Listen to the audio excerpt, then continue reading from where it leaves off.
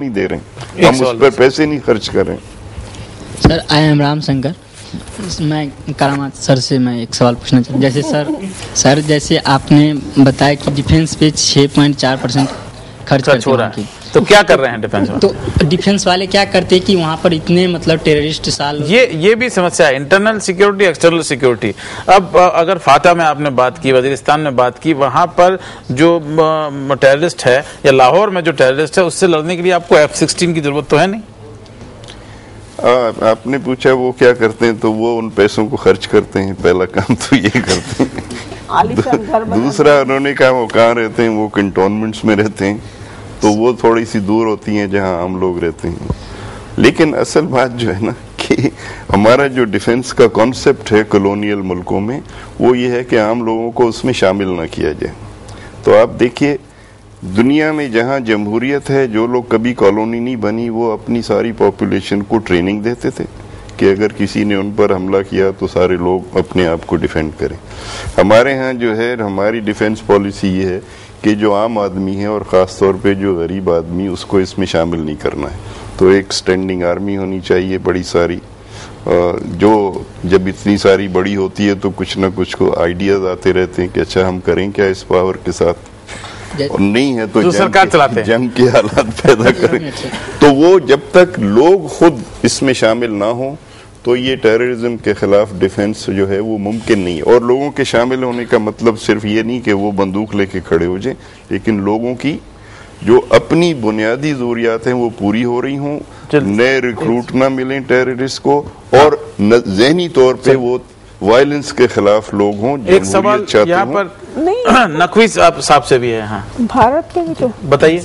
मैं नकवी सर से पूछना चाहता हूँ कि सर पाकिस्तान के इकोनॉमिक ग्रोथ के लिए पाकिस्तान की सरकार और उसके मीडिया को क्या करना चाहिए? लोगों की मेंटेलिटी को चेंज करना चाहिए या नहीं? जी, मीडिया के बारे में आप अगर बोलेंगे अच्छा रहेगा, क्योंकि हिंदुस्तान में जिस तरह से मीडिया काम करता है, पाकिस्तान में भी वो जो है वो बीमारी लग गई है। मीडिया एक बहुत अच्छा रोल निभाती है। नहीं, देखिए ऐसा है कि हिंदुस्तान और पाकिस्तान में जो अंतर है, जो सामाजिक अंतर है, पहले उसको समझ लीजिए तो मीडिया भी समझ में आ जाएगा। पाकिस्तान में कम से कम 4 पॉलिटिकल कॉर्नर्स हैं जो एक दूसरे की टांग खींचते रहते हैं, कभी हमला करते रहते हैं। एक कॉर्नर है फौज का, दूसरा है मुल्ला का, 2 पार्टीज हैं पीपीपी और नवाज शरीफ वाली। ये 4 तो बेसिक पार्टीज हैं जो एक दूसरे के साथ रह नहीं सकती। अलायंस होगा मुख्तसर सा, फिर वो तीसरा आके उसको तोड़वा देगा। फौज होगी तो उसके खिलाफ पीपीपी बोलेगी, मुल्ला होगा तो उसके खिलाफ सब खड़े हो जाएंगे फौज के साथ। तो ये एक है। इस समाज को वहां का मीडिया भी रिफ्लेक्ट करता है। न्यूज रूम में कोई फौज का भी सब एडिटर होगा, कोई मुल्ला का भी सब एडिटर होगा, कोई पीपीपी का भी सब एडिटर होगा, कोई नवाज शरीफ का भी रिपोर्टर होगा, और फिर एमक्यूएम और रीजनल जो तमाम है उनके भी रिप्रेजेंटेटिव्स। तो मीडिया इस चीज की अक्कासी करता है। मीडिया कहीं ऊपर आसमान से हेलीकॉप्टर से उतर के नहीं आता है हिंदुस्तान में, और इसलिए आप देखेंगे कि वहां ज्यादा शोर और गोल और हंगामा होता है। पड़ जाता लगता है कि कोई अल्सेशियन ने पकड़ लिया और टांग खींचते फौज के पीछे पड़ जाते हैं वहां के। यहाँ बड़ा मुश्किल है यहाँ ये कंसीव करना।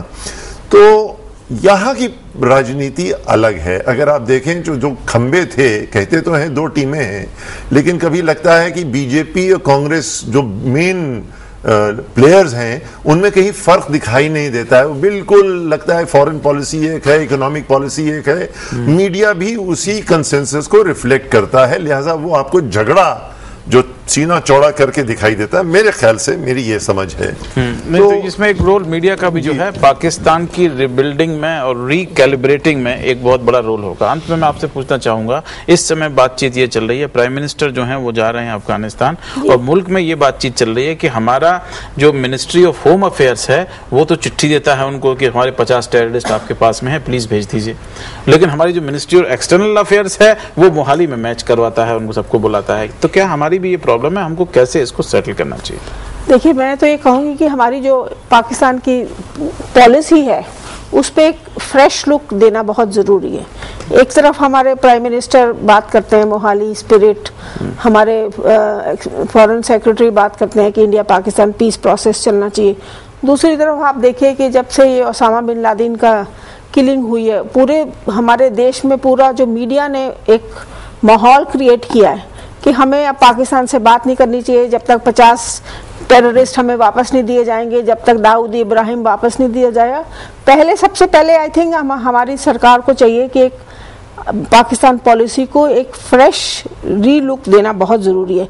कहीं तो शर्मल शेख के बाद एक काउंटर रिएक्शन हो जाता है, दूसरी तरफ मोहाली स्पिरिट में आप देखिए कि क्रिकेट डिप्लोमेसी के बाद हम बड़ी बड़ी यूफोरिक बातें करते हैं। प्रॉब्लम एक बहुत बड़ी तो हमारे देश में I think media needs to have a very very constructive approach towards normalising relation. बिल्कुल, ये एक बहुत बड़ी बात है क्योंकि मीडिया जो है वो हमारे यहाँ पर चौथा खंबा ही नहीं है इस समय हमारे जनतंत्र का, लेकिन वो एक बाकायदा पार्टिसिपेटरी, एक जिसे कहते हैं कि एक हमारे गठबंधन का जो आपने 4 बात की, वो हिंदुस्तान में एक खंबा वो भी है और उसका भी अपना एक रोल है और उसको भी वो रोल बाकायदा एक नॉर्मलाइज करने में निभाना चाहिए, क्योंकि भलाई चाहे वो पाकिस्तान की हो, चाहे अफगानिस्तान की हो, चाहे हिंदुस्तान की हो, वो नॉर्मलाइजेशन में ही है। मनी मंत्र में आज इतना ही। मनी मंत्र के लिए आपको कुछ ईमेल करना हो तो हमारा ईमेल है moneymantra@ndtv.com। आप हमें सुझाव दे सकते हैं, किस तरह के कार्यक्रम आप देखना चाहते हैं ये भी आप लिख सकते हैं और कोई आपको सूचना देनी हो वो भी आप हमें भेज सकते हैं। तो आज कार्यक्रम में इतना ही। बहुत बहुत शुक्रिया आप लोगों का, धन्यवाद, नमस्कार।